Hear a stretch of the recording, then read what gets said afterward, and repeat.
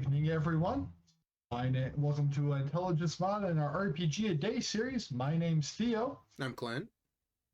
Today's prompt is weapons. We decided to go with what are your favorite weapon you have seen in a tabletop RPG. I'm going to start this one off. So, I'm not going to talk about a specific weapon because I've never had a lot of magical weapons that are specific. I'll talk about a specific class of weapon. So in whoever publishes it now, it's not White Wolf, it's Onyx Path makes the Exalted role-playing game where you literally play a god, more or less. There is a type of weapon called a Diclave, which is just a type of weapon, but most of the time it is a gigantic magical sword made out of one of the types of magic materials that they have, which like jade, orichalcum, moon silver, star metal, or soul steel. And for one, they're made out of really cool items, because in the Exalted series, jade is a magical item, orichalcum is what it is, but moon silver is just a specific type of silver derived from moonlight. Star metal is if you actually kill a god, you can actually mine them for star metal, which is like the most metal thing ever. And then soul steel is pretty self-explanatory. It's a piece of steel with a whole bunch of people's souls imbued into it. And if you look at it really close, you can actually see them press up against the edges of it as they wail in eternal horror. So... And also, the Diclave doesn't have to be a sword. It can be any type of specific weapon. It could be a bow. It can be claws, fists, tiny dagger. It's whatever it is. It's just a very rare old world weapon that are wielded by demigods, that can only be wielded by demigods. And they were always really fun to play with because they're just devastating weapons if you can get a hold of one. And they're also a very good story hook, because in Exalted you're the reincarnation of an Exalted and who lived a massive thousands and thousands of years, so they had Diclaves and armor and stuff. So a huge story hook is basically saying, hey, you know where the weapon is that you used to own in your previous life, go get it. And they're great for story hooks, and you can build them however you want and stuff. But those are my favorite weapons in an RPG. Mine is pretty damn hilarious. Oh, in Dark Heresy, you could fight. You could play. By the time they got so, let me start this.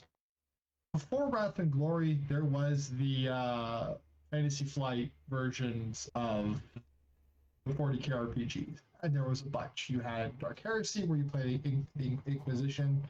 Rogue Trader, where you got to play pretty much a sanctioned pirate in space. You could also play an orc, brute, owl, eldar, whatever.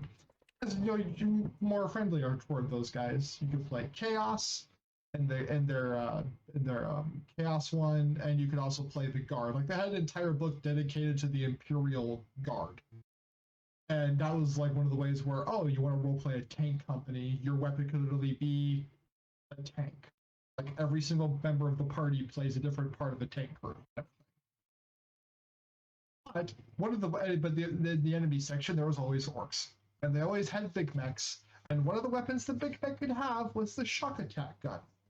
In 40k, the model itself shows grots, little tiny goblin type creatures, trying to run away and being sucked into the gun to be launched at people through the warp.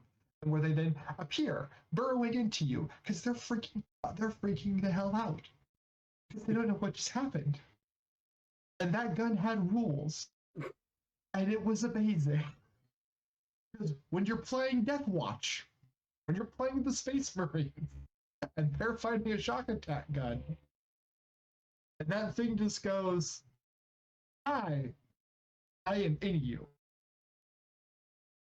So the weapon profile itself, the range was 15 meters. It's a British game, so everything was in meters.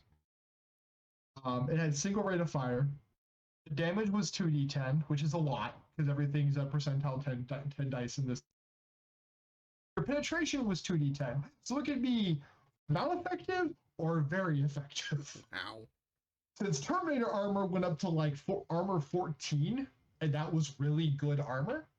Because in this game, you would roll your attack, and then whatever the penetration value of the weapon was would just minus off the armor, and whatever bled through is how many wounds you took.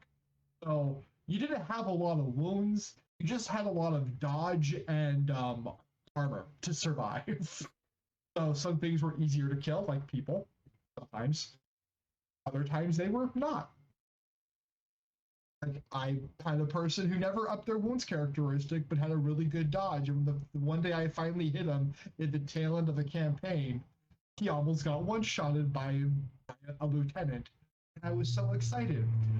Because in the year we've been playing, that was the first time I'd hit him. I was an excited Jim at that point. The reload would take 3 full rounds to reload, primarily because you're charging it up, and whatever the closest thing nearby that is small enough to enter the gun will just get sucked up into it. That's why it took so long. And you had 5 shots. The specials, it was unreliable, so if you rolled really low, or if you rolled really high, you were screwed. Inaccurate, you had a much higher mischance. And unpredictable, things would happen. This gun was amazing. So I used it only twice. So like a couple days ago, so at day 1 we were talking about the Warhammer Fantasy RPG, or I did, and that was made by Fantasy Flight 2 at the time, right? Yep, that was also so Fantasy Flight made a lot of really ridiculous weapons. I'm hoping because Theo just graced our collective by going out and buying all the Warhammer Fantasy role-playing books that are put out by Cubicle 7, probably because I mentioned it on the first. He went off and bought it. So, Ted, you'll have to tell me if the Rattling gun does the same thing. You didn't roll to hit with the Rattling gun. Everyone else rolled to dodge. That's how you hit people. You pointed it at a group, and they all rolled dodge, and if they failed, you hit them. Because it's just a chain gun that shoots concentrated warp matter. Again, the reason why the Skaven are the best. But I'm hoping that's there's a tons of guns in those games that were ridiculous. I didn't even think of that those games had ridiculous weapons. The best part is these are all things like in the miniature game. This is what makes it even better. They're in the miniature game. Yeah, they're actual things they're actual things in the actual miniature game that exist. Unreliable usually meant it blew up. Like, like plasma weapons would be overloaded and explode, and you just disappear in the heat of a sun. You're just gone. Because it's the grim dark. It's grim dark fantasy in the grim dark future. So like everything wants to kill you, including your own gun. The best part is I don't think we know if the Rattling gun is in it yet, because the part of the campaign book for Enemy in the Shadows, which is what Cubicle 7's big 5-volume campaign is. Right now, book 2 just came out. Book 3 and 4 up for pre-order, and book 5 comes out next year at some point. They their Skaven come in book 4. And what's really cool is they come out with companion books to help the GM, like, hey, here's like all your extra stuff you're going to need for this part of the campaign, along with things for the players to enjoy. So I'm hoping they're going to be like, here's some of the Skaven weaponry for stuff. So I'm kind of excited about. That'll be fun. I'd love to know if they went in the same direction of that. But yeah, I think. That's I think those are. I'm certain there's named freaking all the different like sentient weapons are always fun. Those are fun weapons. The ones that can actually physically talk to you. Oh yeah, those are always. But that's just another class of weapon. But I think that'll be really kind of covers it for that. So pretty much just something fun. That was like honestly was just something fun for like this. It's like. I'm just with the shock attack gun. It's amazing.